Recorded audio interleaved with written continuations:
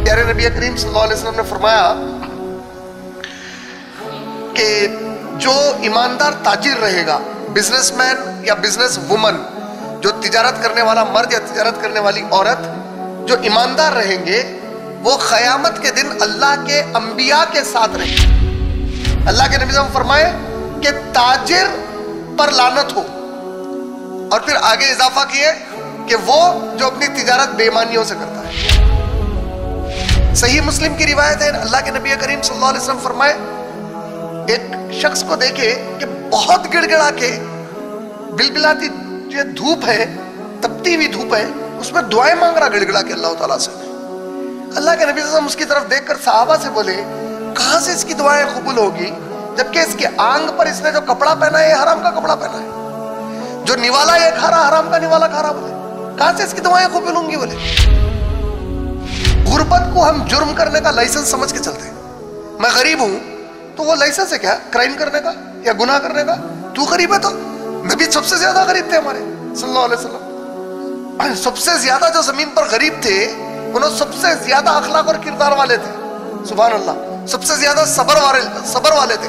हमारे पास क्या होता, मैं गरीब हूं तो कुछ भी करता हूं। अब मैं परसों वैसी वाक़या सुना रहा था, इत्तेफाक से मेरी कार के बिल्कुल बुरी तरीके से एक ऑटो वाला सामने आ गया। अब मैं ना उतार के गुस्से से उसको बोला, अरे क्या है बेवकूफ है क्या? बोला गरीब हूं साहब। अरे गरीबी का तेरा ऑटो सामने लाने से क्या ताल्लुक है भाई मेरी कार के? अब बताइए क्या रिलेशन है? तो अब ये एक आम जुमला बन गया, पान खाए थूक दिए रोड के ऊपर, तो इसका गरीबी से क्या ताल्लुक है? गुटखे खाए सड़कें खराब कर दिए, इसका गरीबी से क्या ताल्लुक है? शराब पी के आ रहा रात में, गम मिटाने को पी रहा था, उतने गम में गया कहीं को रे भाई? नहीं। अब क्या होता है इसके बाद मालूम? अब ये जो लोग होते ना, इनको जल्दी तेजी से पैसा कमाने की फिक्र लगती, नतीजा अब वो जो तेजी में जाते मासूमों को ढूंढते फिरते कि किसको धोखा देना है, किसके हक मारना है, किसको बेवकूफ बनाना है। जब वादा करेंगे लेते वक्त पैसे, अल्लाह रसूल कुरान हर चीज रहेंगी बीच में, सामने वाले से जब पैसे वसूल करने का है। अब जब देने का आ जाएगा, अब देखिए उनका अंदाज और रवैया जब बदलता उसके बाद, तो ये पूरी चीजें नापतोल के अंदर ही शामिल है। एक आदमी कमाता 10 लोगों को खिलाता, आज 10 लोग कमा के एक को सही तरीके से पाल नहीं सक रहे। अगर माँ बाप के 5-6 बच्चे हैं, बेहतरीन कमाई हो रही 5-6 बच्चों की, लेकिन एक माँ बाप के लिए दवाओं का खर्चा ये निकाल नहीं सक रही, क्योंकि अल्लाह बरकत हटा लिया उसमें से। क्योंकि कमाई कमाने वालों की कमाई में कहीं ना कहीं लचक है, और वो बरकत हट गई अल्लाह ताला।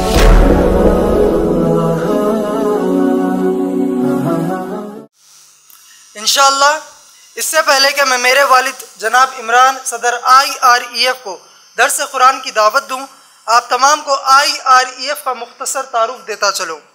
अल्हम्दुलिल्लाह IREF यानी Islamic Research and Educational Foundation फरवरी 1998 ईस्वी में क़ायम किया गया इस्लाम का दावती इदारा है, जिसका बुनियादी मकसद है गैर मुसलमानों को और गुमराह मुसलमानों को कुरान और हदीस बाफ़हम व मनज सहाबा रज़ी अल्लाह ताला अन्हुम अजमाइन दावत दे। माशाअल्लाह इसी मकसद को हासिल करने के लिए IREF हैदराबाद में सारे हिंदुस्तान में और बेशुमार बाहर के ममालिक में इंग्लिश और उर्दू ज़ुबान में बयानात गैर मुस्लिम मजहबी इल्म वालों से मुनाज़रे मुबाहिसा वगैरह में शिरकत करता है या ख़ुद IREF मुनक़िद करता है। अल्हम्दुलिल्लाह जनाब इमरान अभी तक USA, Canada, UK, Australia, New Zealand, Taiwan, Singapore, Malaysia, Thailand, Ireland, Scotland के अलावा तमाम गल्फ़ ममालिक में भी प्रोग्राम्स किए हैं। अल्हम्दुलिल्लाह IREF के तमाम काम जनाब इमरान प्रेसिडेंट ऑफ IREF की निगरानी में होते हैं। माशाअल्लाह आप लोग youtube.com/IREF वीडियोस को हमारे वीडियोस के लिए सब्सक्राइब कीजिए और 9989031373 के व्हाट्सएप नंबर को आपके पास ऐड कीजिए और हमको एक मैसेज भेजिए। हमारा FB पेज है facebook.com/IREFPOSTS। अल्हम्दुलिल्लाह हर संडे को जनाब इमरान और ख़ुद मेरे बयानात IREF पर मर्द और ख़वातीन के लिए होते हैं। अल्हम्दुलिल्लाह, जैसे कि आप सब जानते हैं कि रमज़ान का महीना है, तो मैं आप तमाम को आपकी ज़कात और डोनेशंस के लिए याद दिलाऊं कि IREF को ज़्यादा वक्त देकर जाए या 3:30 बजे से 11:30 के बीच में ला कर दे, या और याद रखे कि IREF को रमज़ान में हॉलीडेज़ नहीं रहते। अल्हम्दुलिल्लाह, अब मैं मेरे वालिद यानी जनाब इमरान को दावत देता हूँ कि वो उर्दू में दर्स कुरान का सूरा इन्फितार, सूरह मुत्तफ़िफ़ीन पर आगाज़ करे।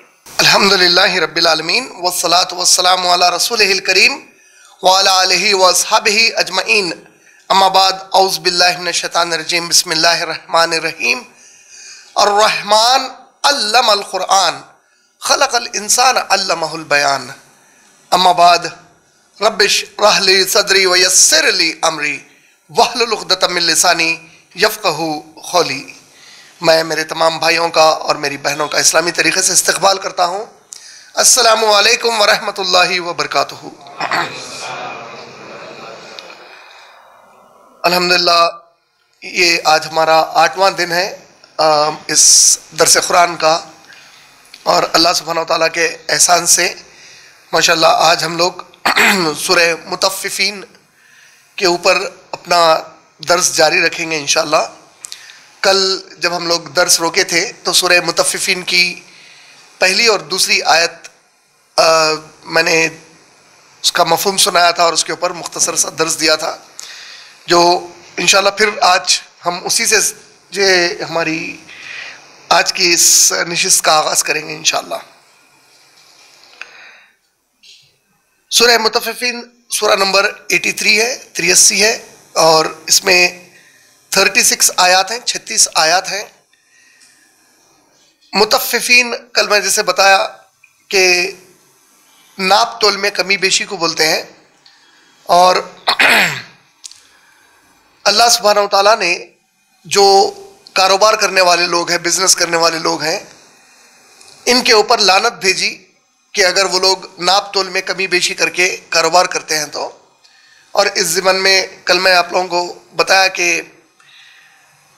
अल्लाह सुब्हानहू व तआला ने ताकीद की कि जब तुम लोग लेते हो तो पूरे हिसाब किताब के साथ लेते हो, लेकिन जब देने की बारी आती है तो लोगों को कम करके अपना माल बेचते हो, और ये अल्लाह की नज़र में बहुत बड़ा गुनाह है। फिर कल वैल की भी तफसील बताया कि वैल से मुराद है लानत कर देना, धुतकार देना, झटक देना, बिल्कुल अलग कर देना। तो वैलुल लिल मुतफ़्फ़िफ़ीन, लानत है जो नाप तोल में कमी बेशी करके कारोबार करते हैं उनके ऊपर। और उसके ज़िमन में हम लोग कल सूरह अनाम सूरा नंबर 6 की आयत नंबर 152 का भी मुतालिया किए। अल्लाह सुब्हानहू व तआला सूरह अनाम की आयत नंबर 152 में कुछ नसीहतें फरमाए, जिसमें से नाप तोल की कमी बेशी के साथ साथ अल्लाह ने जो दीगर और नसीहतें फरमाई, उसमें से एक था यतीम के माल के करीब ना जाओ मगर इस हाल में कि तुम उसमें भला ही चाहते हो। यानी भला ही चाहते हो का मतलब यतीम के माल के करीब मत जाओ का मतलब, अगर आप किसी को देखें कि यतीम है, उसका जो है कोई पुरसाने हाल नहीं है, और आप उसकी हमदर्दी में जा रहे हैं, तो हमदर्दी ऐसी ना करो, दिल में ये नियत रख के कि हमदर्दी ऊपर से ज़ाहिर हो, और फिर आहिस्ता से भाई मैं तुम्हारा पैसा बिजनेस में लगाता हूँ। और जो हमारे पास आज पूरे पॉन्जी स्कीम्स चलते, पूरे यही चलते। पॉन्जी स्कीम्स में ये होता कि आपको इन्वेस्ट करवाते, शुरू के दिनों में बहुत अच्छे ख्वाब दिखाते, हरी भरी पूरी हरियाली रहती, फिर पैसे डालने वाले भी बड़े खुश, अरे फ़ायदा आ रहा, डालने वाला भी ये नहीं देखता कि हराम में डाल रहा पैसा, फ़ायदा कैसा आ रहा उसको नहीं मालूम है। बहरहाल डालते, उसके कुछ दिनों तक अच्छा चलता, बड़े खुश होते, फिर इन्हों जाके 4 लोगों को बोलते, अरे भाई मैं डाला, फ़ायदा फुल आ रहा मेरे पास। फिर थोड़े दिनों के बाद अचानक उन्होंने बोलते थे कि हमारे को लॉस हो गया, और पूरों की नैया डुबा डालते उसके बाद।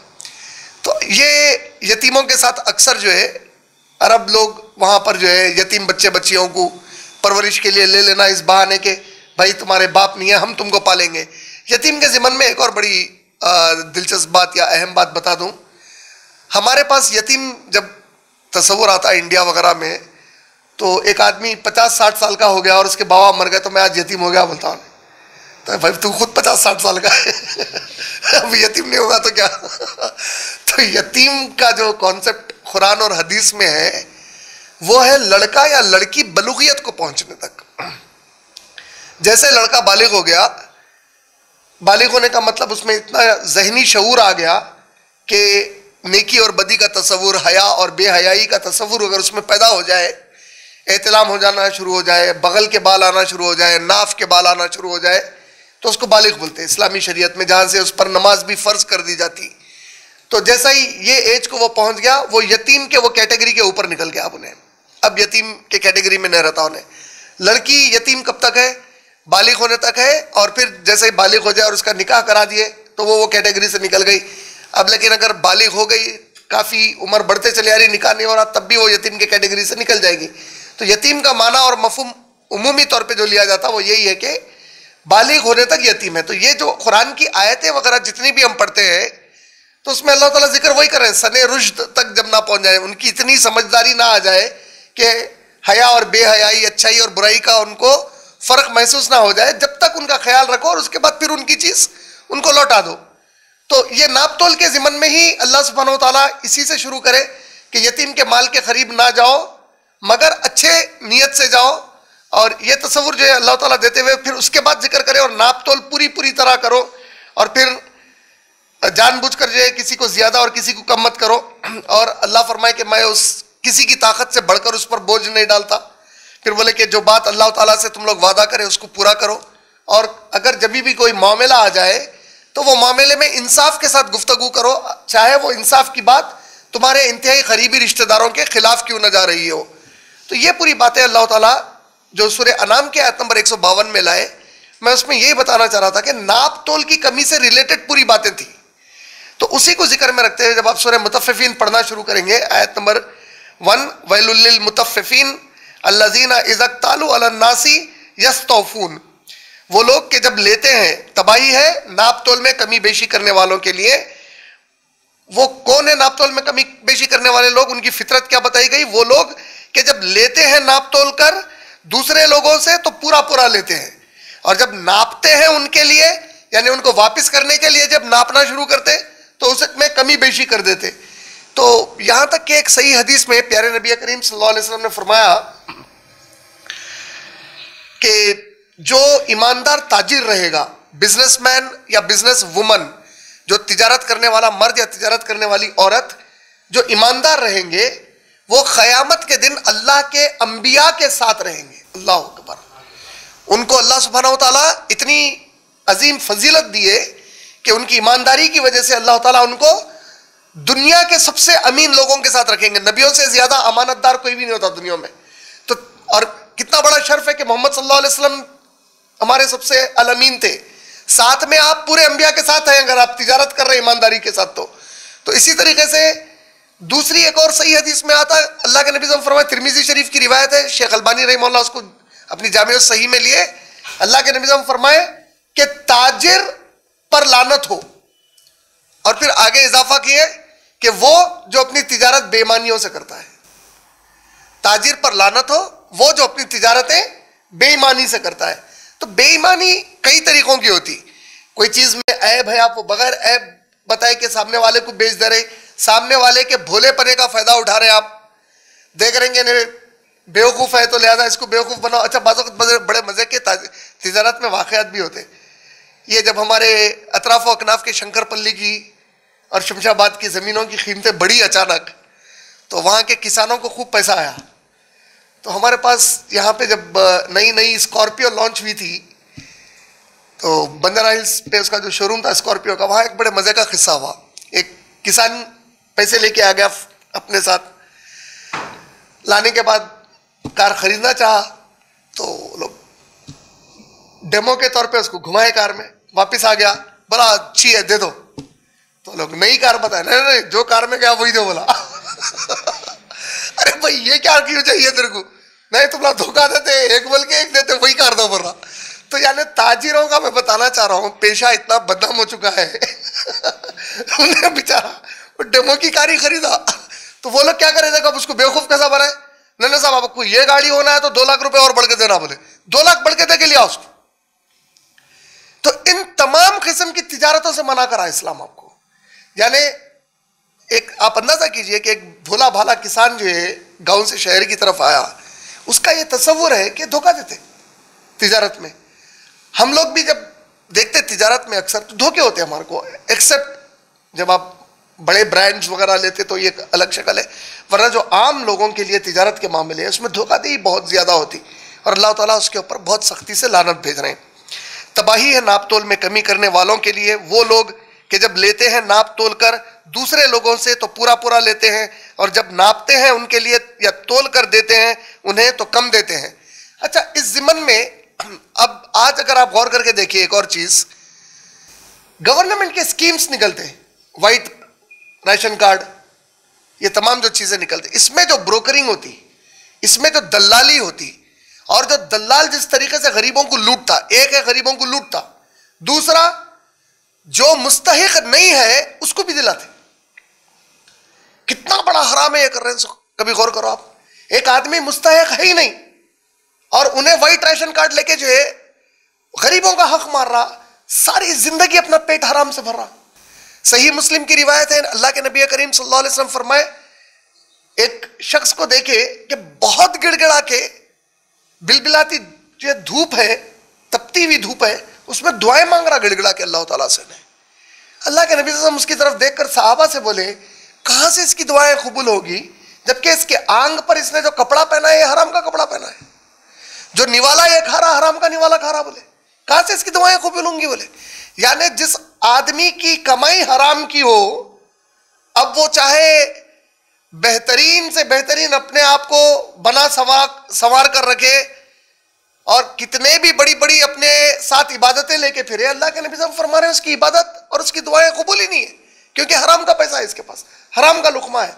तो अब आप अपने माशरे में गौर करिए, अपने माशरे में ख़ास तौर पे हम जिस शहर में रहते हैं हैदराबाद में, हमारी बहुत बड़ी मुसलमान भाइयों बहनों की आबादी है यहाँ पे। अक्सरियत हमारे तबके की, जिसके ऊपर अफसोस भी होता जब हम गौर करते, चूँकि नौकरियाँ नहीं है, नौकरियाँ नहीं होने के बाद क्या है कि पैसा कमाने की जल्दी है। अच्छा, हमारे पास एक और बड़ा अजीब तस्वुर है, मैं कई लोगों को इसके पहले भी मेरे बयानों में बोला, गुर्बत को हम जुर्म करने का लाइसेंस समझ के चलते हैं। मैं गरीब हूँ तो वो लाइसेंस है क्या क्राइम करने का या गुनाह करने का? तू गरीब है तो नबी सबसे ज्यादा गरीब थे हमारे सल्लल्लाहु अलैहि वसल्लम, सबसे ज्यादा जो जमीन पर गरीब थे उन्होंने सबसे ज्यादा अखलाक और किरदार वाले थे, सुभान अल्लाह, सबसे ज्यादा सबर वाले थे। हमारे पास क्या होता, मैं गरीब हूं तो कुछ भी करता हूं। अब मैं परसों वैसी वाक़या सुना रहा था, इत्तेफाक से मेरी कार के बिल्कुल बहुत बुरी तरीके से एक ऑटो वाला सामने आ गया। अब मैं ना उतार के गुस्से से उसको बोला, अरे क्या है बेवकूफ़ है क्या? बोला गरीब हूँ साहब। अरे गरीबी का तेरा ऑटो सामने लाने से क्या ताल्लुक है भाई मेरी कार के? अब बताइए क्या रिलेशन है? तो अब ये एक आम जुमला बन गया, पान खाए थूक दिए रोड के ऊपर, तो इसका गरीबी से क्या ताल्लुक है? गुटखे खाए सड़कें खराब कर दिए, इसका गरीबी से क्या ताल्लुक है? शराब पी के आ रहा रात में, गम मिटाने को पी रहा था,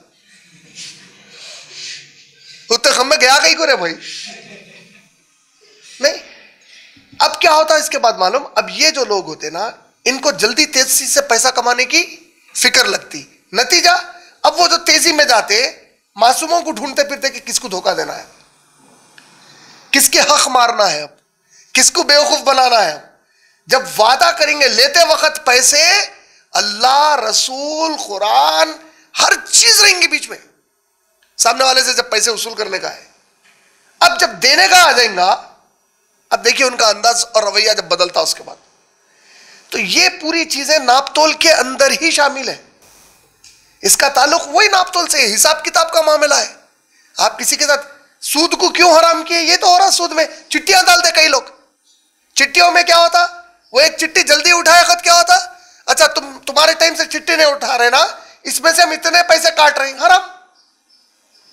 जो काटे उन्होंने भी हराम काटे, उन्हें काटने के बाद वापिस लिया, उन्हें भी हराम लिया। ये तमाम चीजें आ गए नापतोल के अंदर। तिजारत के अंदर जो उसूल इस्लाम बताया वो वाज़े उसूल है। एक है मिनल्लाह, आपकी तिजारत पे नुकसान होना। मिनल्लाह नुकसान होने का मतलब क्या है?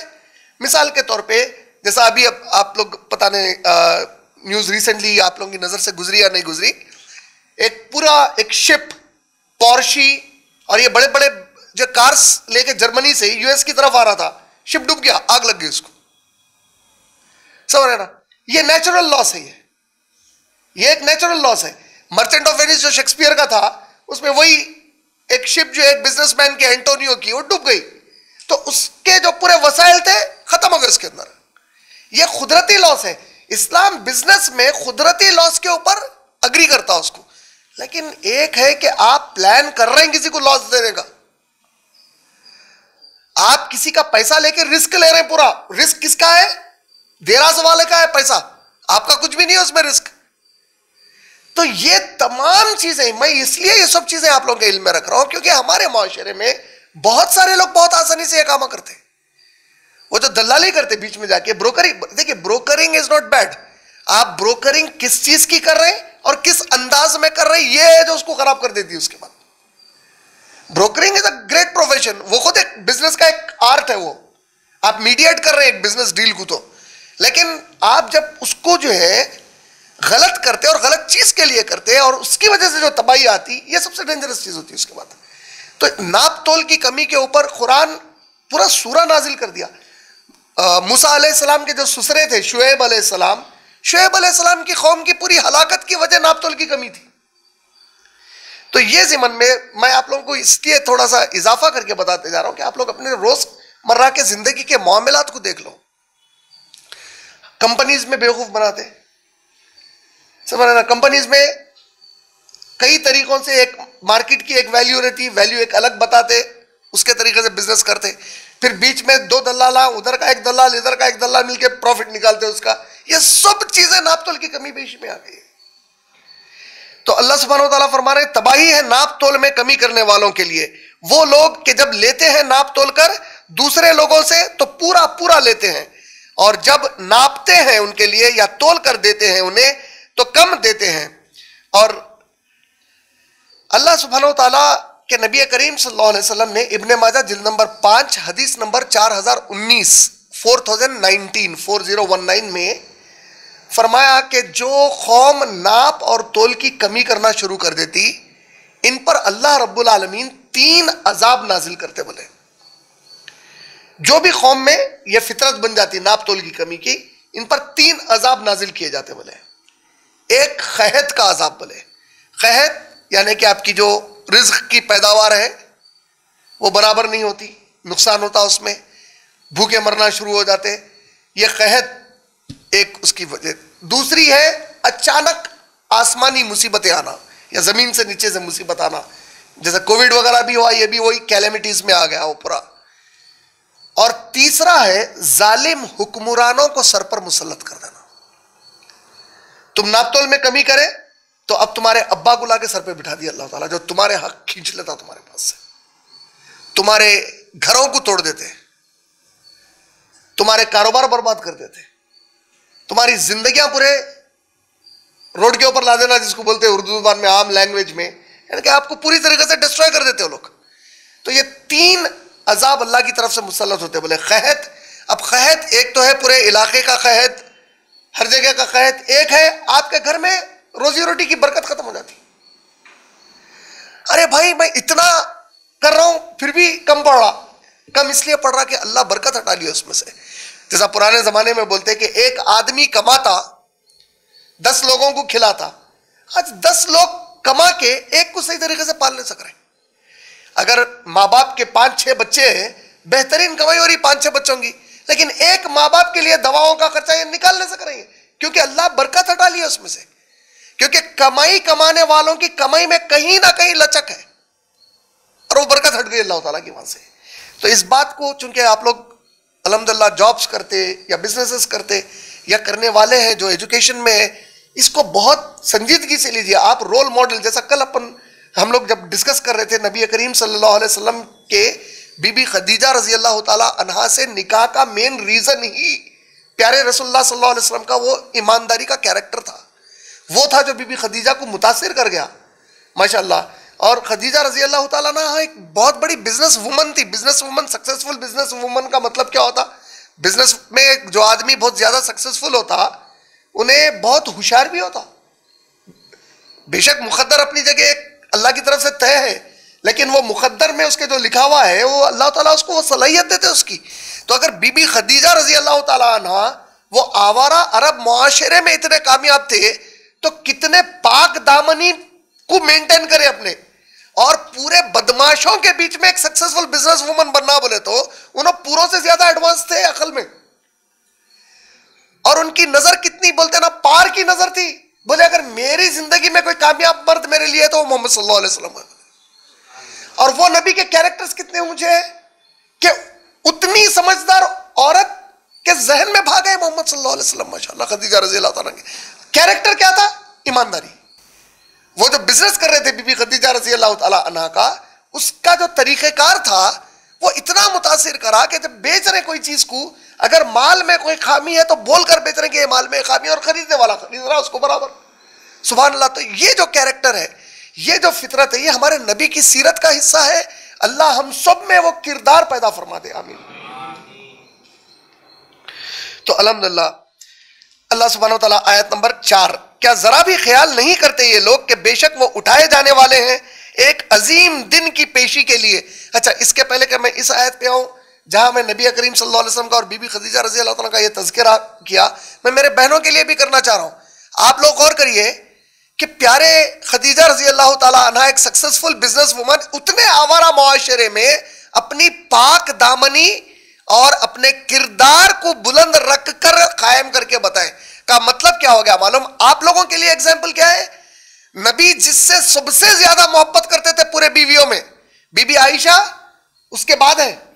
जब बीबी आयशा रजी अल्लाह ताला अन्हा एक दफा बोले, या रसूल अल्लाह, मुझे यकीन है कि मैंने आपको अब बीबी खदीजा रजी अल्लाह ताला अन्हा का वो गम जो था वो आपको भुला दिया। आप अल्लाह के नबी का चेहरा लाल हो गया। बोले आय आयशा, दोबारा ये बात नहीं करना, खदीजा की कोई जगह ले ही नहीं सकते। बोले वो जो मुकाम है बीबी खदीजा रजी अल्लाह ताला का नबी सल्लल्लाहु अलैहि वसल्लम के पास, आप देखिए क्या साबित किया बीबी खदीजा रजी अल्लाह ताला अन्हा? वो ये साबित कर दिए कि कितना भी आवारा मुआशरा रहे, कितने भी बदकिरदार लोग आपके अतराफ व इकनाफ रहे, आप अगर किरदार वाली औरत है, आप पाक दामन है, आपके अंदर वो हया मौजूद है जिस बुनियाद पे अल्लाह रब्बुल आलमीन ने औरत को औरत बनाया, और उसके बाद आप कोई काम करेंगे, अल्लाह ताला मुआशरे की वजह से आपको कभी नाकामी नहीं देंगे। उस मुआशरे में आपको एक कमल के फूल की तरह, जिस तरह एक दलदल में कमल का फूल निकलता, वो दलदल में से कमल के फूल की तरह आपको खिलाएंगे, आपको सबके मुकाबले में एक बेहतरीन इज्जत से नवाजेंगे इंशाअल्लाह। ये आप लोगों के लिए भी सबक है बीबी खदीजा रजी अल्लाह ताला अन्हा की हयात तय्यबा से माशाअल्लाह। क्या जरा भी ख्याल नहीं करते ये लोग कि बेशक वो उठाए जाने वाले हैं एक अजीम दिन की पेशी के लिए। फिर आ गया हमारा वही जो हम शुरू से एक थीम बता रहे हैं कि अल्लाह रब्बुल आलमीन, देखिए आप पूरे सूरे, जब से हम लोग सूरे नबा से शुरू करें, एक दो तीन आयतें जिसमें कुछ नसीहत और फिर पूरी बात पलटकर वो क़यामत के दिन के कायम होने के ऊपर पलट जा रही पूरी बात जाके माशाअल्लाह। क्या जरा भी ख्याल नहीं करते ये लोग कि बेशक वो उठाए जाने वाले हैं एक अजीम दिन की पेशी के लिए। वो दिन के खड़े होंगे लोग रब्बुल आलमीन के हुजूर। अल्लाह अकबर। ये जो खड़े होंगे लोग रब्बुल आलमीन के हुजूर, ये जो आयत पाक है जिसके बारे में प्यारे नबी करीम सल्लल्लाहु अलैहि वसल्लम फरमाए, इसके जो मराहिल है इसको आप यूं रख के समझिए कि आपके साथ होने वाला है, आपके मेरे।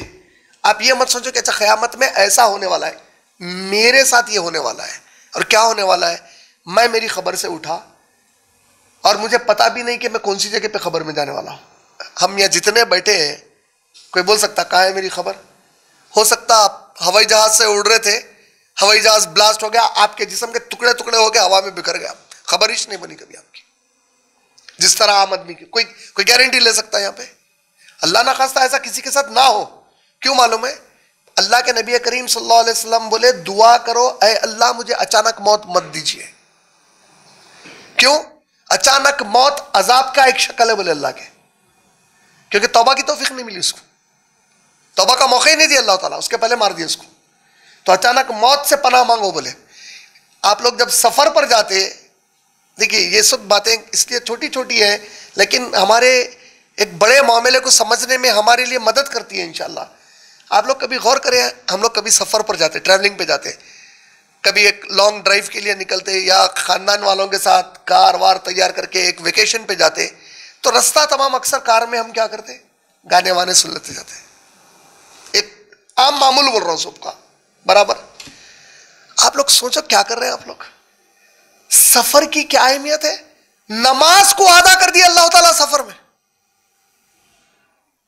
इतनी अहम चीज है सफर करना, जिसमें रब्बुल आलमीन जो वक्त पे आप नमाज पढ़ रहे हैं वो नमाज की तादाद आधी करा दी आपसे।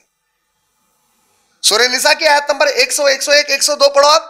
जो लोग सफर पर हैं ये लोग अपनी नमाज को आधी कर ले बोले, या मैदान जंग में आधी करें। ना सिर्फ आधी करें, जमा कर लो बोले अगर दिक्कत में है तो। जमा करना मतलब जोहर के टाइम पे जोहर और असर मिला के पढ़ सकते आप, या असर के टाइम पे जोहर असर मिला लेके पढ़ सकते, या मगरिब के वक्त मगरिब ईशा मिला ले सकते, या ईशा के वक्त मगरिब ईशा मिला ले सकते। यानी कितनी बड़ी छूट इबादत की दे दी है, वो भी फर्ज इबादत नमाज की। और क्या बोले अल्लाह के नबी सल्लल्लाहु अलैहि वसल्लम, मुसाफिर अल्लाह से करीब होता बोले सफर में दुआएं करो बोले। हम दुआएं छोड़ दिए, आवारा। अब मौत आ गई कार की टक्कर लग के, किस हाल में मरे, कैसी जगह पे मरे सोचो। तो अल्लाह सुब्हानहू व तआला का जब ये क़यामत का जिक्र आता, इसमें मैं जैसा इसके पहले भी एक बार फिर जिक्र दोहरा रहा हूं, हमारे साथ शैतान बदमाशी क्या करता, दिमाग में डालता ये उन लोगों के लिए, पूरी दुनिया वालों के लिए बोल रहे हैं, और आप अपने आप को तस्वुर के बाहर निकाल लेते। पहले क़यामत में ऐसा ऐसा होगा, तेरे साथ होगा, उनके साथ बोल के मत सोच, तू है उसमें शामिल है, you are one of the main character there, तेरे साथ ऐसा होने वाला है। तो ये जब होगा तो अब जो मराहिल है, कभी गौर करो आप खबर में कहां खबर बन रही, किसकी खबर कहां है। किसी का प्लेन अगर जो है पैसिफिक अटलांटिक ओशन के ऊपर फुट गया, वहां मर गए, गिर गए, कौन सी मच्छी के पेट में निकल गए अल्लाह को मालूम है। अब उठाए जा रहे हैं आप, जहां कहीं पड़े हुए थे वहां से उठाए जा रहे हैं आप। जिस हाल में जियोगे उस हाल में मरोगे, जिस हाल में मरोगे उस हाल में उठाए जाओगे, बोल रहे मोहम्मद सल्लल्लाहु अलैहि वसल्लम। जो नीयत से जिंदगी गुजार रहे थे वही काम करते हुए मौत आएगी, या वो काम करने के वक्त दौरान मौत आएगी। मरे, अब उठा दिए गए।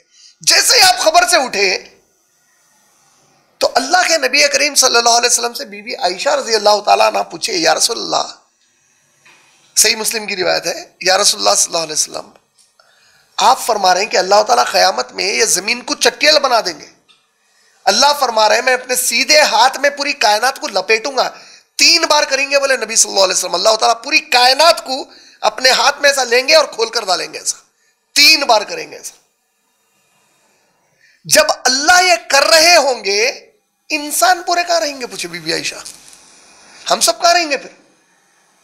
अल्लाह के नबी करीम सल्लल्लाहु अलैहि वसल्लम फरमाए, ये वो वक्त होगा जब अल्लाह ये कर रहे होंगे, इंसानियत पूरी पुले सिरात पर होगी उस वक्त।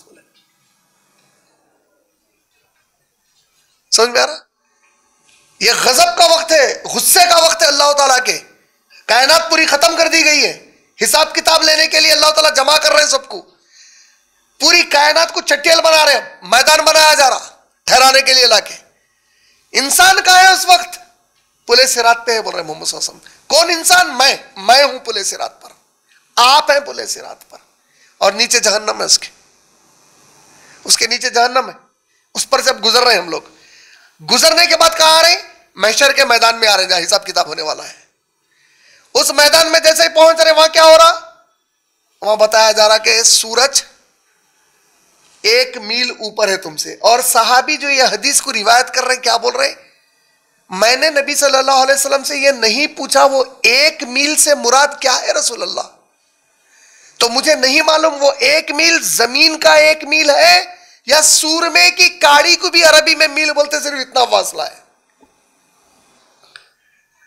तो मैं कई लोगों को बोलता हूं इतना फासला छोड़ दो, 1 ही मील ले लो उसको। सूरज 1 मील के ऊपर रहा तो ठंडक मिलती, उन्हें उतनी ऊपर बैठा हुआ है तो नहीं मिल रही। अब वो इतना रहने दो, 1 मील पे रहने दो, सूरज फहरा हुआ है सर के ऊपर आके।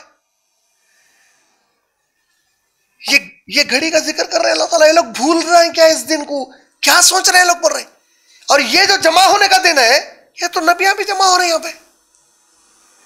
भाई मेरा जो छुटकारा मेरे को मिलेगा वो तो जब अल्लाह मेरा हिसाब शुरू करेंगे, रहम कर देंगे, माफ कर दिया बोल देंगे, किसी और को बोलेंगे मेरे ये बंदे के लिए शफात करो मेरे नबी, आप शफात करवा देंगे मेरे लिए, या अपनी रहमत से खुद अल्लाह माफ कर देंगे। ये तो पूरा मामला कब का है? जब अभी हिसाब किताब शुरू होगा।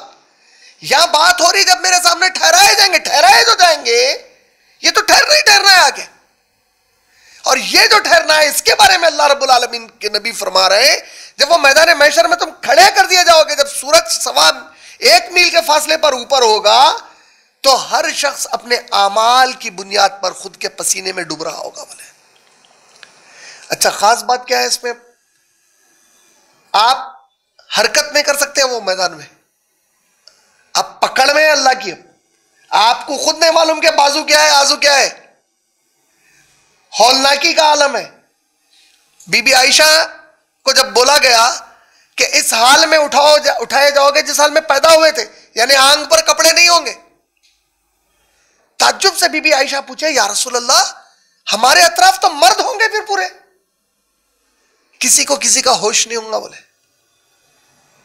अब आप अंदाजा करो भाई, अब कई मूवीज में देखते ना, पिक्चर्स में बताना, बॉम्ब ब्लास्ट हो गया, जो भगदड़ मचती, उसके बाद वो भगदड़ में कुछ समझ में आता कौन किधर है। जान बची लाखों पाए, मैं जान बचेंगी तो लाखों पाऊंगा ना, जान ही नहीं है तो लाखों लेके लाइफ इंश्योरेंस है क्या? नाम उसका लाइफ इंश्योरेंस है, तू मरे तक तेरे को 1 रुपया नहीं देते लगा, पहले तू मर बोलते तेरी लाइफ के हंसते, और वो पैसा भी मेरे को नहीं मिलता। फिर मेरा पैसा मेरी लाइफ को इंश्योर करे, कैसा बेवकूफ बनाया था, और मैं कितना आसानी से बेवकूफ बना। नहीं, मेरी लाइफ को नहीं इंश्योर करा करते। अरे लाइफ ही इंश्योर्ड नहीं है, लाइफ ही चले गई, क्या करूं रे वो इंश्योरेंस लेके मैं, मेरे को तो मिल रहा ही नहीं। समझ में आ रहा ना? तो हमारी लाइफ कहां इंश्योर्ड है?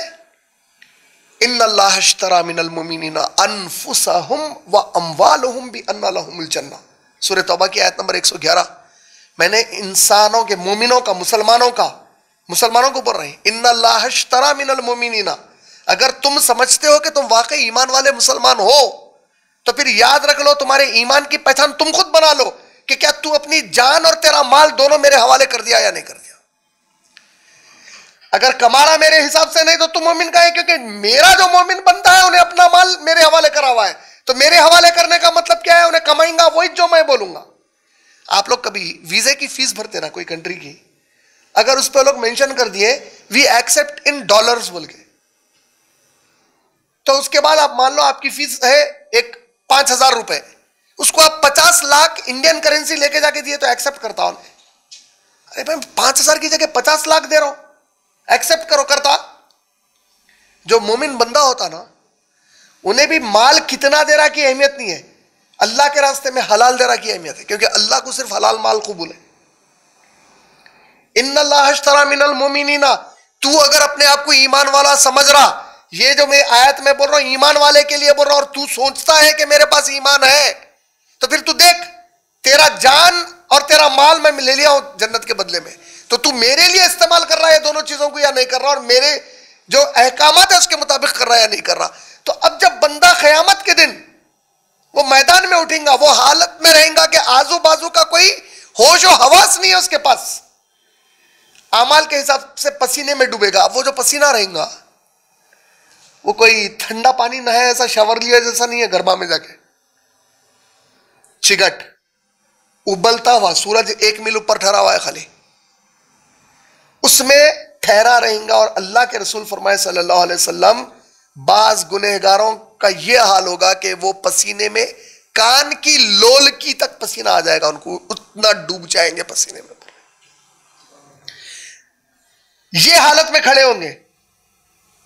ये जो खड़े होंगे बोल रहे अल्लाह ताला, ये हालत में खड़े होंगे, तो अब जितने पसीने में, पहले खुद उन्हें अंदाजा कर लेंगे कि मैं अल्लाह का सामना किस तरीके से करने वाला हूं,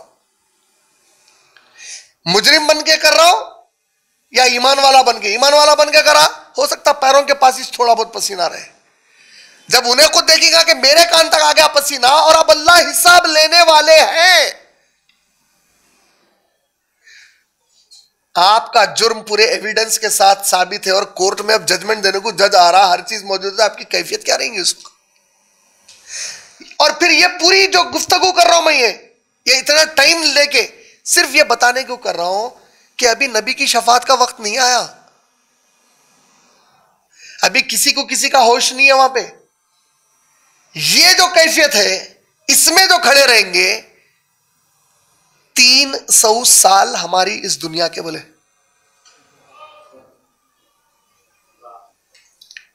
इस दुनिया की उम्र के 300 साल खड़े रहेंगे। आप मोमिन होंगे, पैगंबर होंगे, रसूल होंगे, गुनहगार होंगे, ठहरना है।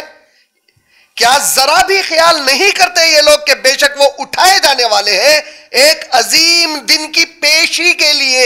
वो दिन के खड़े होंगे लोग रब्बुल आलमीन के हुजूर, सबके सब ठहरा दिए जाएंगे, उससे कोई छूटने वाला नहीं है, सबके सब ठहराए जाएंगे। क्या बोले रसूल पाक सल्लल्लाहु अलैहि वसल्लम, इब्राहिम अलैहिस्सलाम, इब्राहिम खलीलुल्लाह, आप कैसी अजमत है इब्राहिम अलैहिस्सलाम की। उनकी सुन्नत को अल्लाह रब्बुल आलमीन नबी सल्लल्लाहु अलैहि वसल्लम के साथ जारी करवाए। कौन सी? हज और उम्रा, काबतुल्लाह की तामीर उनसे करवाए। आप दुरूद इब्राहिम पढ़ रहे, हम हमारे नबी पे दुरूद पढ़ते, कभी गौर करें नबी पे भेजने से पहले उन पे भेज रहे हैं ना, अल्लाहुम्मा सल्ली अला मुहम्मदिन कमा सल्लैता अला इब्राहिम। ऐ अल्लाह हमारे नबी मोहम्मद सल्लल्लाहु अलैहि वसल्लम पे दुरूद भेजिए जिस तरह आप इब्राहिम अलैहिस्सलाम पर भेजे थे, कमा जिस तरह भेजे। कैसा मुकाम है उनका, खलील है, अल्लाह के खलील हुए तो अल्लाह डिक्लेयर कर दिए। अच्छा, अरबी जुबान में सदीक दोस्त को बोलते हैं। सदीक और खलील में फर्क क्या होता? एक क्लासरूम में ग्रुप रहता बच्चों का, पूरे जाते, चाय पी लेते, कभी क्रिकेट भी खेल लेते, ये पूरे क्या हो गए? खलील है। सदीक है लोग। खलील ऐसा दोस्त जिससे राजदारी की बातें होते, वो बहुत गहरा दोस्त हो गया है। तो इब्राहिम अलैहिस्सलाम को अल्लाह ताला क्या बोले? मेरा खलील है इब्राहिम बोले। ये इब्राहिम अलैहिस्सलाम जिसका ये मुकाम और ये मर्तबा है, आपको मालूम हो रहा है कि खास बात उनकी अपनी कुरान मजीद में जब आप दुआएं पढ़ते ना, कुरान में जो दुआएं हैं उसमें के अक्सर वो दुआएं अल्लाह ताला कुरान में लाए जो इब्राहिम अलैहिस्सलाम करे अल्लाह से। इब्राहिम अलैहिस्सलाम की दुआएं इतनी पसंद आई अल्लाह ताला को, इस कुरान में अक्सर दुआएं वो हैं जो इब्राहिम अलैहिस्सलाम अल्लाह ताला से मांगे सोए। तो ये इब्राहिम अलैहिस्सलाम के बारे में बोल रहे प्यारे नबी सल्लल्लाहु अलैहि वसल्लम कि इब्राहिम अलैहिस्सलाम हौलनाकी जो देखेंगे क़यामत के दिन के, वो ठहरने की अपने घुटनों के बल पर होंगे और कहते रहेंगे अल्लाहुम्मा सल्लिम, अल्लाहुम्मा सल्लिम, अल्लाहुम्मा सल्लिम। ऐ अल्लाह मुझे बचा लीजिए, ऐ अल्लाह मुझे बचा लीजिए। ये हाल है और हम बेपरवाह इस दिन से। आज उन्हें तिजारत कर रहा तो उसको हलाल हराम सूद का पैसा हराम से आ रहा, उसको परवाह ही नहीं है उसकी, सिर्फ पैसा हो रहा है उसको तिजारत करके। और लोग मुतासिर होते हैं, अरे उनके इतना बड़ा बिजनेस है भाई, उनके इतने शोरूम्स है भाई, उनके वहां है। अरे थू, वैसा बिजनेस नहीं होना हमारे को जिसमें सूद इन्वॉल्व है, ऐसा नहीं होना जिसमें हराम इन्वॉल्व है, ऐसा नहीं होना जिसमें धोखा दिया जा रहा। हमको तो वो तिजारत चाहिए जिसमें इज्जत मिले, रब राजी हो जाए, बरकत रहे और मेरे नबी की सुन्नत तरीके पे रहे सल्लल्लाहु अलैहि वसल्लम के। हम दुआएं भी नहीं करते, ताजरीन भी दुआ नहीं करते। हमारा घमंड कितना हो गया ये उम्मत का, हमारे जुबानों से 1 करोड़ दुआएं निकलते, हमारे जुबानों से कभी दुआएं निकले। पूरे रमजान में कितने जने जो गिड़गिड़ा के, हो सकता है मैं पहले दिन बताया तो उसके बाद कुछ लोग करेंगे, हो सकता खुद से भी कुछ करेंगे, एक मेजोरिटी की बात कर रहा हूं मैं, जिनके दिलों से यह आवाज आई कि अल्लाह हमसे दीन की वैसी खिदमत लीजिए जैसी मोहम्मद सल्लल्लाहु अलैहि वसल्लम से आप लिए। तसव्वुर में नहीं है दुआ हमारे पास। ऐ अल्लाह हमारी तिजारत करने के जो हमारे अंदाज वैसे बनाइए जैसे सहाबा के और नबी के थे। तो अल्लाह सुब्हानहू व तआला डरा रहे हैं, क्या जरा भी ख्याल नहीं करते ये लोग कि बेशक वो उठाए जाने वाले हैं एक अजीम दिन की पेशी के लिए। वो दिन के खड़े होंगे लोग रब्बुल आलमीन के हुजूर, हरगिज नहीं, बेशक आमाल नामा बदकारों का सिज्जीन में होगा। और क्या जानो आप सल्लल्लाहु अलैहि वसल्लम, क्या है ये सिज्जीन? एक बड़ा दफ्तर है लिखा हुआ, तबाही है उस दिन झुटलाने वालों के लिए। अल्लाह अकबर। अब देखिए आप सिज्जीन का जिक्र करें अल्लाह ताला। सिज्जीन और इल्लियून ये 2 मुकामात बताए गए हैं कुरान में, आगे को दूसरा भी मुकाम आ जाता है इंशाअल्लाह। मेरी मौत से महशर की जो वीडियोस में मैं तफसील से दिया, लेकिन फिल वक्त सिर्फ गुनहगार की जब रूह निकाली जाती, तो जब गुनहगार की रूह का मैं इसके पहले भी तज़किरा किया जब हम सूरह नबा और सूरह नाजियात पढ़ रहे थे, जिसके वीडियोस अल्हम्दुलिल्लाह यूट्यूब पे आ गए हैं, आप लोग देख सकते हैं पहले और दूसरे और तीसरे दरस कुरान के अल्लाह के एहसान से। उसमें बताया कि जब गुनहगार की रूह कब्ज़ की जाती तो उसमें क्या होता, भयंकर शक्ल सूरत के फरिश्ते आते, इंतहाई बदबूदार कपड़ा लेके आते, और वो कपड़ा कैसा होता, उसमें से कीलों की तरह कील निकले हुए रहते, और अपने साथ लोहे के सलाखों की तरह, हुक्स की तरह अपने साथ पकड़ कर लाते, जिस्म में गौता मारते गुनहगार के, क्योंकि जैसे ही रूह देखती वो फरिश्तों को, रूह जिस्म के अंदर छुपने की कोशिश करती, वो लोग जिस्म में घुस के जिस्म को चीर फाड़ करके वो रूह को खींच के निकालते, लपेट के उसको आसमान की तरफ उठते। पहले आसमान के पास जब पहुंचते तो दारोगा रोक देता और बोलता, कौन बदबख्त है जिसको लेके आए हो तुम लोग? तो बोलते फुला का बेटा फुला है। तो बोलते इसके लिए कोई रास्ता नहीं है ऊपर जाने का। अल्लाह सुब्हानहू व तआला की तरफ से आवाज आती कि इसको सिज्जीन में फेंक दो। और सिज्जीन क्या है? सिज्जीन अल्लाह के नबी फरमाए, बद रूहों के आमाल नामे के साथ वो बद रूहों को जमीन के सबसे गलीज गिलाजत के हिस्से में डाल दिया जाता है, ये जमीन के। अब वो अल्लाह ताला किस जगह पे वो रखे, वो सिर्फ अल्लाह को मालूम है। यानी ये वो जगह पे चले गए आप जहां पे फिरौन की रूह है, अबू जहल की रूह है, अबू लहब की रूह है, नमरूद की है। ये बड़े बड़े जो गुनहगार थे, इनके रूहों के साथ फेंक दिया जाता आपको। और अल्लाह सुब्हानहू व तआला फरमा रहे हैं, वो दिन खड़े होंगे, हरगिज नहीं, बेशक आमाल नामा बदकारों का सिज्जीन में होगा। आमाल नामा का है, सिज्जीन में रखा गया। अल्लाह ताला बोलेंगे आमाल नामा भी फेंक दो, यहाँ आने के काबिल ही नहीं है यहाँ पे। और क्या जानो क्या है सिज्जीन, आप क्या जानो है नबी, सिज्जीन कितनी, ये अंदाज अल्लाह ताला का क्यों है? क्योंकि अल्लाह ताला उसकी सीवियरिटी बताना चाह रहे हैं। भाई तुमको नहीं मालूम उन्होंने कितने खतरनाक है, हम बोलते ना, तो तुमको क्या मालूम भाई।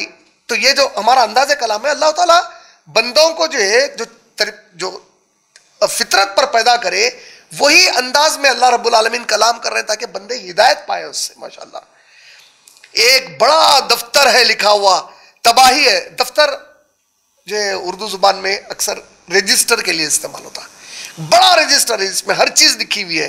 तबाही है उस दिन झुटलाने वालों के लिए। ये वो लोग हैं जो झुटलाते हैं जजा और सजा के दिन को। झुटलाने का मतलब, अरे मेरे साथ कुछ नहीं होता, मेरे को उन्हों बचा लेते, उनकी शफात हो जाती, हाथ पकड़ के जन्नत में लेके जाते हैं। जब तक अल्लाह मेरे को जन्नत में नहीं डाला, उन्होंने बोलते अल्लाह को मैं भी नहीं जाता जन्नत में, है ना, को जा बोलते अल्लाह ताला।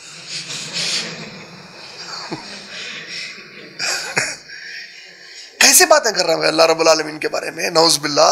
किसकी जुर्रत है जो अल्लाह को इस तरीके से बात करे क़यामत के दिन, नऊज़ बिल्लाह। तुम दो कौड़ी के एक जज के सामने ऐसी गुफ्तगू नहीं करते, तुम अल्लाह को क्या समझ के बैठे हुए?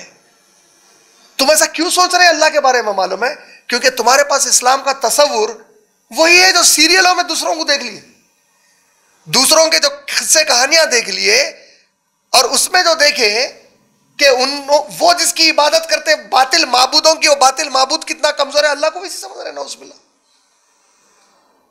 जहां कलाम नहीं कर रहे, कोई किसी की मजाल नहीं हो रही। हाँ, शफाअत के लिए नूह अलैहिस्सलाम, मूसा अलैहिस्सलाम जैसे रसूल बोल रहे हैं कि हमको आज डर लग रहा अल्लाह से। और जब रसूल पाक सल्लल्लाहु अलैहि वसल्लम के पास जा रहे हैं तो अल्लाह के नबी सल्लल्लाहु अलैहि वसल्लम शफाअत शुरू नहीं कर रहे हैं, सजदे में गिर के गिड़गिड़ा के बिलबिला के दुआएं मांग रहे रब्बुल आलमीन से। अब वो रब के बारे में बोल रहे हैं कि नो फुला फुला फुला जो है, अल्लाह को बोल देंगे जब तक आप मेरे पूरे मुरीदों को साथ नहीं भेजा मैं जन्नत में नहीं जाता। क्या है रे, तू इलेक्शन में वोटा डालने वाले लीडरा समझ रहा अल्लाह ताला को? क्या खबर है अल्लाह के बारे में, नऊज़ बिल्लाह। ये जुल्म है ना, ये गुनाह कबीरा है, ये गाली है अल्लाह को बाज़ाब्ता, नऊज़ बिल्लाह। अल्लाह के बारे में तुम कैसे वो बात कहते हो जो अल्लाह ने कभी नहीं की तुमसे? ये वो लोग हैं जो झुटलाते हैं जजा और सजा के। जजा और सजा को झुटलाने का मतलब ही क्या हुआ? अल्लाह बोलते जा रहे हैं मैं गुनहगार को गुनाह दूंगा, इन्हें पर मेरे को कुछ नहीं होने वाला है। तेरे में और ईसाई में फर्क ही क्या रह गया? उनके पास वही है ना पूरी ईसाइयत। Jesus died for our sins. ईसा अलैहिस्सलाम सारे गुनाहगारों के गुनाह के लिए अपने आप को पेश कर दिए, मर गए हमारे हस्ते। तो उन्होंने मर गए का मतलब अब तुम कुछ भी गुनाह करे तो उन्होंने ऑलरेडी वो गुनाहों का भुगतान अपने ऊपर ले लिए। तो तुम ये एग्जैक्ट ये नहीं बोल रहे, बजाय उसके तुम उससे भी बड़ी जुर्रत कर दिए, उल्लाह ईसा अलैहिस्सलाम को जमीन पे खत्म कर दिया ना उज़बिल्लाह। तुम तो मुकाबला अल्लाह से क़यामत के मैदान में करा रहे हैं उनका। अस्तग़फिरुल्लाह अज़ीम। और नहीं झुटलाता उस दिन को मगर हर वो शख्स जो हद से गुजर जाने वाला है, गुनाहों में डूबा हुआ है। जब पढ़ी जाती है इसके सामने हमारी आयात तो कहता है अफसाने हैं पहले लोगों के, हरगिज नहीं।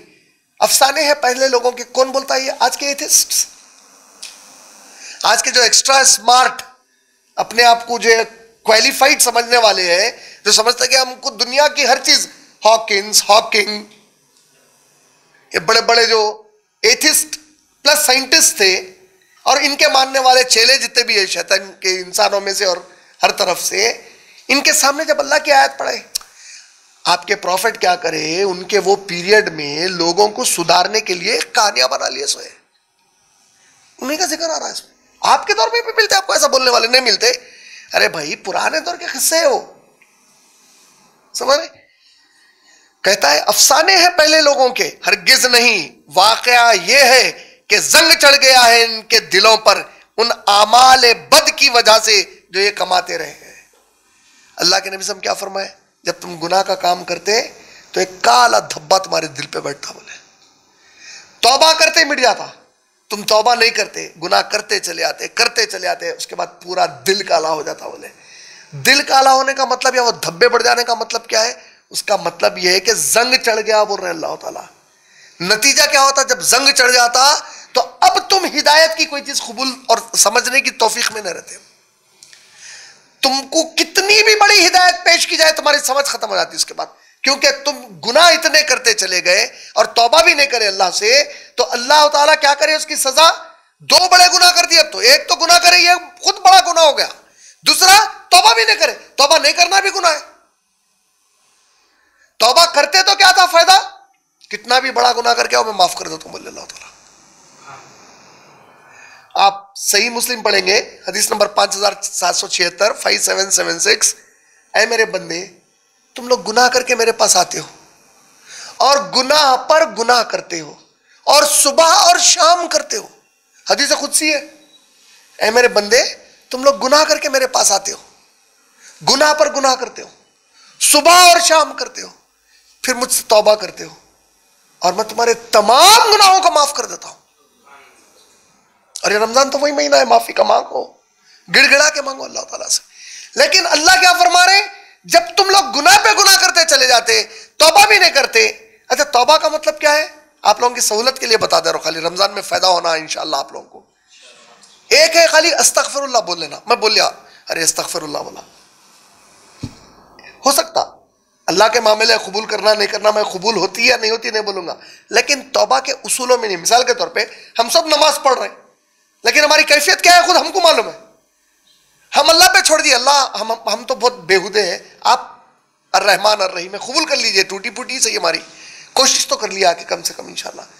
तो अब करेंगे नहीं करेंगे अल्लाह ताला, ये अल्लाह का मामला है, मालिक की यौमिद्दीन, वो तो नहीं मालूम, लेकिन यकीन है हमको हमारे रब हम पर रहम कर देंगे इंशाल्लाह। लेकिन अस्तगफिरुल्लाह जब आप तौबा करते, किसी को सॉरी बोल रहे हैं समझो आप, तो बात अगर क्या होता, छोटे बच्चे को बड़े भाई को, दो भाइयों में लड़ाई हो गई, सॉरी बोल के बोले समझो सॉरी, तब माँ बाप क्या करते? सीधा बोलते। ये तरीका नहीं होता बोलते सॉरी का, बोलते नहीं बोलते सीधा नादिम हो के बोल, सॉरी भैया बोल, सॉरी बाजी बोल, बोलते ना। क्यों बोलते? खाली सॉरी बोले तो का मतलब क्या हो गया? जबरदस्ती को बोल रहा हूं सॉरी। तो आप अस्तगफिरुल्लाह जब बोल दे रहे खाली, ये अस्तगफिरुल्लाह की अहमियत नहीं है, तो वही सॉरी अस्तगफिरुल्लाह। तौबा की पहली शर्त यह है कि आपको पहले आपके दिमाग में क्लियर होना कि यकीनन मैं वो काम करा जो अल्लाह को नहीं पसंद था, वो क्लैरिटी आना पहले आपके दिमाग में, मैं वो करा जो अल्लाह को नहीं पसंद था। ये पहला आना आपके दिमाग में। दूसरा आना कि आइंदा आप कभी नहीं करूंगा। तीसरा आना कि तौबा मैं अल्लाह से जरूर करूंगा, क्योंकि सिवाय अल्लाह के तौबा कबूल करने वाले कोई भी नहीं। ये तीन चीजें जब तक नहीं मिली आपकी तौबा पूरी नहीं हुई। पहले वो रियलाइजेशन के वाकई में करा वो काम जो अल्लाह को नापसंद था। दूसरा, अब कभी नहीं करूंगा। तीसरा, अल्लाह से तौबा करूंगा, क्योंकि तौबा सिवाय अल्लाह के कोई भी कबूल नहीं कर सकते। ये तीन नियत के साथ आपकी तौबा को शामिल करो। अस्तगफिरुल्लाह जब आप बोल रहे, ये तीन नियतें ला लो, उसमें याद करके लाते जाओ गुनाहों को। याद करो क्या करा, याद करो क्या करा, क्योंकि नबी सल्लल्लाहु अलैहि वसल्लम तरबियत करे, गुनाहों को याद करके तौबा करते जाओ बोले, याद करके तौबा करते जाओ बोले। अबू बकर सिद्दीक रजी अल्लाह तआला अन्हु पूछे, या रसूलल्लाह ऐसा कई गुनाह है जो हमको याद नहीं है बोले। तो बोले, जब तुम नमाज में सलाम पढ़ने से पहले, सलाम फेरने से पहले अल्लाहुम्मा इन्नी ज़लमतु नफ्सी ज़ुल्मन की जो दुआ पढ़ते, वो दुआ पढ़ लो बोले, तो वो गुनाहों को भी अल्लाह माफ कर देंगे जो तुम्हारे को याद नहीं थे बोले। रमजान में सहूलत है आप लोगों के लिए, कितनी बड़ी सहूलत है, देखो माशाल्लाह। इस तरीके से दुआएं करो बोले अल्लाह के नबी सल्लल्लाहु अलैहि वसल्लम। ठीक है, तो ये तौबा को शामिल कर लो। तो अल्लाह सुब्हानहू व तआला क्या बोल रहे हैं, जंग चढ़ जाता है इनके दिलों पे। क्यों चढ़ता जंग? क्योंकि ये लोग गुनाह पे गुनाह करते चले जाते, तौबा नहीं करते, जंग चढ़ा जाता, जिसकी वजह से इनको हिदायत नहीं मिलती। अब बोल रहे हैं उसके बाद हरगिज नहीं, वाकई यह है कि जंग चढ़ गया है इनके दिलों पर उन आमाले बद का जो वो कमाते रहे हैं। बेशक ये लोग अपने रब के दीदार से उस दिन महरूम रखे जाएंगे। आप लोग यकीन मानो, जन्नत कोई चीज नहीं है अल्लाह रब्बुल आलमीन के दीदार के सामने। सूरह क़ियामा की एक आयत है जिसमें अल्लाह रब्बुल आलमीन फरमाए, हम इनको जन्नत और उससे भी ज्यादा देंगे बोले। सूरह क़ियामा में अल्लाह फरमाए, हम इनको जन्नत और उससे भी ज्यादा देंगे। सहाबा परेशान हो गए, बोले या रसूल अल्लाह, जन्नत खुद आप बोले ऐसी चीज है जो आंखा नहीं देखे, कान नहीं सुने, दिमाग नहीं सोच सकते, अब अल्लाह बोल रहे हैं उससे ज्यादा देते, उससे ज्यादा क्या है पूछे। अल्लाह के नबी फरमाए, खालिक जन्नत का दीदार होने। बंदा जब अल्लाह को देखेगा ना, उन्हें जन्नत को भूल जाएंगे। उसको जन्नत की वो ख्वाहिश, वो जो उसकी एक खुशी है, वो मुकम्मल फीकी पड़ जाएंगी जब रब का दीदार करेंगे। और कितनी बड़ी बदबख्ती है, सोचो आप, कि अगर कोई बंदा रब के दीदार से महरूम हो गया, अल्लाह अकबर। अगर माँ बाप जिंदगी में बोले तेरी सूरत जिंदगी में नहीं देखूंगी, नहीं देखूंगा, पैरा पकड़ लेते हैं माँ बाप के, करते। रब बोल रहे हैं कभी नहीं देखने दूंगा।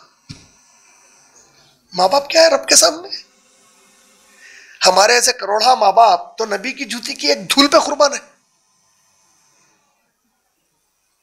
नबी इतने प्यारे हैं, वो नबी का रब है, और वो रब बोल रहे हैं मैं दीदार से महरूम कर दूंगा तुम लोगों को। अल्लाह उससे महफूज रखे। इससे बड़ी बदबख्ती क़यामत में कुछ भी नहीं हो सकती कि रब के दीदार से महरूम कर दिए जाओ। अल्लाह अकबर। उस दिन महरूम, बेशक ये लोग अपने रब के दीदार से उस दिन महरूम रखे जाएंगे। फिर बेशक ये लोग जरूर जा पड़ेंगे जहन्नम में। फिर कहा जाएगा, यही है वो जिसको तुम झुटलाया करते थे। तुम बोलते थे ना जहन्नम में हमारे को कोई नहीं डाल सकता, हाथ पकड़ के लेके जाते हमारे को जन्नत में। नहीं, ऐसा बोला सो वाला भी बाजू दिखता, अरे तू यहां कहां से आ गया रे, तू तो हमारे को अब जहन्नम में लड़ेंगे आपस में एक दूसरे से, इसकी वजह से वो बोल गए। फिर कहा जाएगा, यही है वो जिसको तुम झुटलाया करते थे। हरगिज नहीं, बेशक आमाल नामा नेक लोगों का इल्लीयीन में होगा। अब ये इल्लीयीन क्या चीज है देखो आप, वही सूरह नाज़ियात में भी जिक्र करा, ऑलरेडी वो दर्स आ गया है। मौत से महशर में तो बहुत तफसील से है। नेक बंदे की रूह निकालने का वक्त आया। इंतहाई हसीन खूबसूरत फरिश्ता चेहरे का, इंतहाई खुशबूदार कपड़ा, जन्नत की खुशबू का, मस्के में से जैसा बाल निकालते रूह वैसा निकालता, बोले ऐसा रूह ले लिया, कपड़े में लपटा, पहले आसमान के पास गया। आसमान का दारोगा पूछा, किस नेक आदमी की रूह है? कौन है भाई? खुला है क्या दरवाजा? बोले हाँ, फुला का बेटा फुला है, फुला की बेटी फुला है, ऊपर जाने का है। लेके दरवाजा खोल दिया गया, सलामती हो, इन्हें ऊपर जा रही रूह। पहले आसमान से गुजरी, दूसरे से गुजरी, तीसरे से, वो 7वें आसमान तक चले जा रही।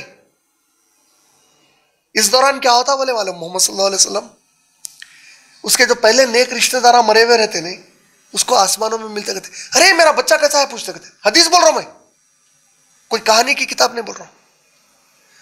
वो लोग दरियाफ्त करते कहते, अरे मेरा बेटा क्या कर रहा था, खैरियत से है ना मेरे घर वाले सब, ये नेकरू लोग, हाँ खैरियत से, एक नई प्यारी दुनिया देख रही है नेकरू। कहां तक चले गई, इल्लीयीन तक चले गई। इल्लीयीन कहां है, अर्श के पास है। अल्लाह अकबर, अल्लाह का हुक्म होता, इसकी आमाल नामे को और रूह को छोड़ दो यहां पे, अल्लाह अकबर, रख दी जाती। उसके बाद यह तदफीन का काम शुरू हो गया, खबर में लिटाए जाने वाले, अल्लाह ताला का हुक्म होता, वापस डाल दो इसके जिस्म में इसको। उतनी देर में वहां तक का सफर करके आती नेक बंदे की रूह खबर में, उतनी देर में नीचे के सफर में चले आती उन्हें।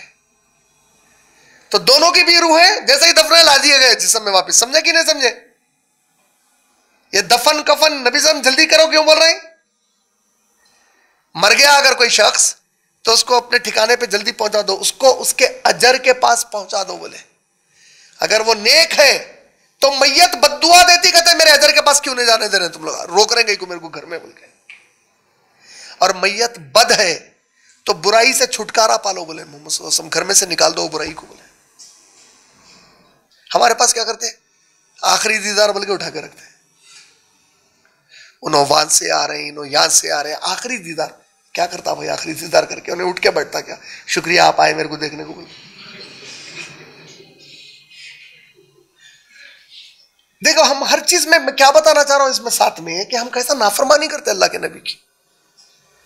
आप अपना ईमान जानना चाह रहे ना, वाकई इस्लाम में कितना है, दो जगह पे आजमाओ आप अपने आप को, शादी के मौके पे, मैयत के मौके पे, घर में आपकी पूरी असलियत खुल के आ जाती है, वहां पे आपके घर वालों की भी पूरी असलियत वहीं खुल जाती। कितने मुसलमान है एक जगह खुशी से आपे से बाहर होकर नाफरमानी करते हैं, एक जगह गम में आपे से बाहर होकर नाफरमानी करते हैं। अल्लाह के नबी जल्दी पहुंचा बोल रहे हैं, दो दो दिन उठा के रखते हैं। जहां मर गया वहां तदफीन कर दे सकते ना, वहां से लाते हैं। और इतने पूरे उसमें हो रहा क्या, रूह वहां से वहां या यहां नीचे से ऊपर, खबर में दफनाते रूह वापस डाल दी गई जिस्म में, जैसा ही जिस्म में रूह पड़ी आगे मुनकिर नकीर हिसाब लेने के वास्ते। और मुनकिर नकीर जब आते तो दोनों के पास, नेक और बद दोनों बंदों के पास बहुत भयंकर कैफियत में आते। नेक बंदा इत्मीनान में रहता, आए होंगे आओ बोलता, क्या सवाल है, सवाल करते चले जाते। जो बुरी रूह रहती उसकी तो हालत बुरी कर देते लोग मार मार के। अब कब तक वो अजाब होने वाला है अल्लाह को मालूम है। एक हो सकता है आप लोगों को कभी मुनकिर हदीस कन से एक सवाल आ जाए, ये तो नाइंसाफी है ना भाई, एक आदमी 50 लाख साल पहले मरा, उसको 50 लाख साल से जूते मार रहे खबर में। एक आदमी क़यामत का सूर फूके जाने के 5 घंटे पहले मरा, दफन हुआ, उसको खाली 5 घंटे का मार रहे, फिर नाइंसाफी होगी ना भाई? नहीं, अल्लाह का कोई चीज नाइंसाफी नहीं होती। इसको 50 लाख साल में जितना दर्द हुआ ना, इसको 5 घंटे में उतना दर्द देते अल्लाह ताला। अल्लाह ताला के लिए कोई बड़ी बात है? इन्नल्लाह, ये जो मेरे को दर्द होता मार लगा, तो ये दर्द भी तो अल्लाह ही पैदा करे ना, पैदाइश अल्लाह की दी हुई है ना। एक आदमी की कैपेसिटी दर्द बर्दाश्त करने की ज्यादा है कि कम है? मां जब बच्चा पैदा हुए जो दर्द बर्दाश्त करती, मर्द आदमी नहीं कर सकता वो दर्द बर्दाश्त। अपन मर जाते हो दर्द हुआ तो अपने को, उसको दिया हुआ कैपेसिटी।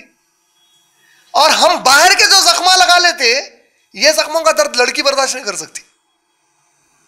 अलग अलग कैपेसिटी कर दी है। दर्द पैदा करने वाली जात अल्लाह की है, तकलीफ पहुंचाने की इस्तेताअत कितनी है, कितनी पहुंचना, उसको कंट्रोल वर्क करने वाली जात अल्लाह ताला की है। तो उन्हें 50 लाख साल में जितने जूते खा के तकलीफ में रहा, 5 घंटे में वो तकलीफ मिलती उसको। अल्लाह के लिए क्या बड़ी बात है? तो बहरहाल बात आ गई तो बता दिया। तो अब असल मौजू अपना क्या है, इल्लीयीन का मौजू है। वो नेक रूह गई थी वहां पे, और आप सल्लल्लाहु अलैहि वसल्लम क्या जानो क्या है ये इल्लीयीन? एक बड़ा दफ्तर है लिखा हुआ, रजिस्टर है लिखा हुआ, निगहदाश्त करते हैं उसकी मुखर्रिब फरिश्ते। अब ये खास बात बताई गई, सिज्जीन तो सड़ी गली जगह है, लेकिन नेक लोगों की रूह जहां पे रखी गई, उनका अमाल नामा जहां पे रखा गया, मुखर्रिब फरिश्ते जहां पे आता कुरान में, का मतलब हर फरिश्ता पाक है, उनमें भी इंतहाई पाक और ऊंचे दर्जे के फरिश्तों को मेंटेन करो, बोले ये रजिस्टर नेक लोगों का। बेशक नेक लोग ऐशो आराम में होंगे। ये तो आप लोग समझ सकते हैं। अब इसको मैं ज्यादा इसलिए भी नहीं समझा सकता, जन्नत ना मेरे समझ में आने वाली है ना आपके समझ में आने वाली है, सिवाय इसके के इंतहाई बड़ी नेमत है जिसका हम अंदाजा भी नहीं लगा सकते। बेशक नेक लोग ऐशो आराम में होंगे, बुलंद मसनदों पर बैठे नजारा कर रहे होंगे। बुलंद मसनदों पर बैठे बोले तो अपने घरों में दीवान खाने होते ना, वैसी जो किंग के पैलेसेस वगैरह होते, तो किंग अगर आके अपने लोगों से मुलाकात करना चाह रहा तो उसके लिए थोड़ी जगह ऐसा उठा के बना देते ना, उस पर तकिया वकिया लगा लेके आराम से बैठा हुआ है, पूरी रियाया सामने है, एक नजारा है पूरा। ये जन्नती वैसा बैठे हुए रहेंगे अपनी जन्नत में, समझ रहे ना? ये कैसा नजारा रहेगा, कभी गौर करो आप। एक है किसी बड़े सुपर पावर का प्रेसिडेंट, एक है हमारा हैदराबाद का गरीब रिक्शे वाला, उन्हें अल्लाह को नहीं माना, कहां गया? ये हमारा जो रिक्शे वाला जिंदगी में कभी कोई इसको इज्जत नहीं देते थे, अब मसनद पे टेका लगा लेकर बैठा हुआ है। ये है वो जन्नत जिसका वादा कर रहा है अल्लाह ताला। मेरे पे ईमान रख के आ जाओ, खाली इतना ही मांग रहा हूं तुम लोगों से, बोल रहे हैं तुम कुछ भी करे ना मैं माफ करता हूं, मेरे इख्तियार में है ना माफ करना। उस दिन कोई है मेरे से पूछने वाला आप कहीं को माफ करे उसको? कोई इस दिन पूछ सकता उसको सजा क्यों दी है? कई इज्जत वाले उस दिन जलील हो जाएंगे और कई जिसको लोग यहां पे जलील करते थे इज्जतें पाएंगे। तुम में एक शख्स होता है कि जब वो किसी के पास जाए तो लोग उससे मिलना गवारा ना करें, बोले मोहम्मद सल्लल्लाहु अलैहि वसल्लम। वो किसी से कुछ मांगे तो कोई उसको देना गवारा ना करे, उसका महफिल में आना किसी को पसंद ना आए। लेकिन ये अल्लाह को इतना पसंद होता बंदा कि किसी मामले पे अगर वो इत्तेफाक से झूठी कसम खा लेता तो अल्लाह उसकी उस कसम की लाज रखते, वो कसम पूरी कर देते अल्लाह ताला उसकी। इतनी मोहब्बत करते अपने उस बंदे से अल्लाह ताला। इन्ना अक्रमकुम इंदल्लाहि अतकाकुम, सूरह हुजरात की आयत नंबर 13 का आखिरी हिस्सा क्या है? अल्लाह के पास नजदीक अल्लाह के कौन है? तकवे वाला है, जो अल्लाह से डरता था। ऐसे कई आप लोग व्हाट्सएप पे, फेसबुक पे, इंस्टा पे पिक्चर्स देखे होंगे जिसमें बिल्कुल बुरी हालत में, कपड़े तक ढंग के नहीं, मैले कुचेले कपड़े हैं, छोटी कुरान मजीद ले लेके चबूतरे पे पढ़ते बैठा हुआ है रोड के किनारे एक। और जिसको महलों के जैसे घर है उसको कभी कुरान हाथ में लेने की फुर्सत नहीं मिल रही।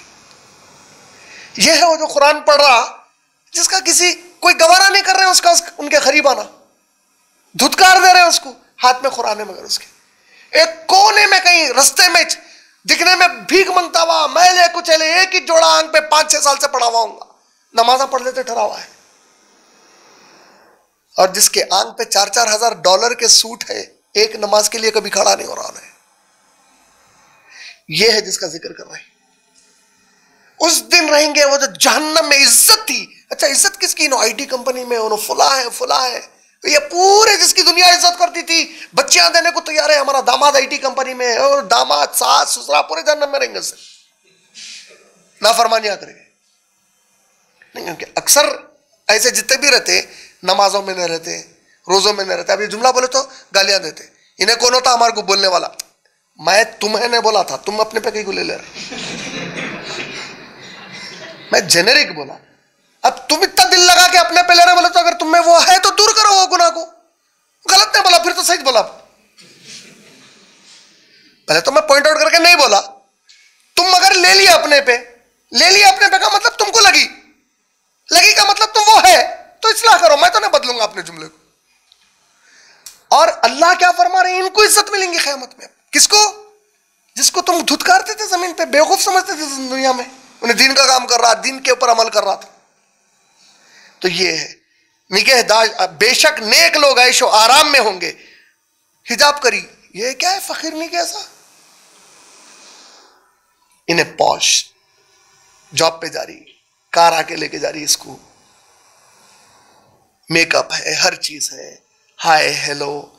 ऐब बुरखे वाली बच्ची उसके करीब भी गई तो उसको ऐब दिख रहा। वो हमारी एक मुसलमान बच्ची को जो बेहिजाब है, जो अल्लाह का और रसूल का कानून खुल के तोड़ी हुई है, सिर्फ एक यूनिवर्सिटी की डिग्री है जिसकी वजह से उसकी तनख्वाह महीने को 2 लाख है, और इन्हें सुबह से शाम तक वो 2 लाख की तनख्वाह के लिए क्या कर रही।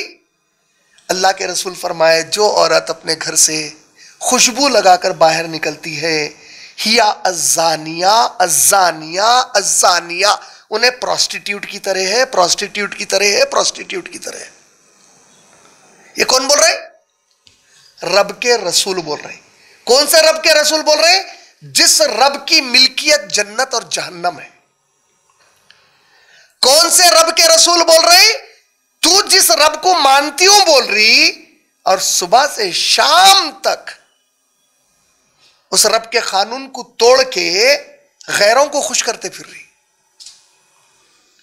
और उसके मुकाबले में रोड पर ठहरकर एक मुसलमान भिकारन भीख मांग रही, मगर सर से पांव तक हिजाब में।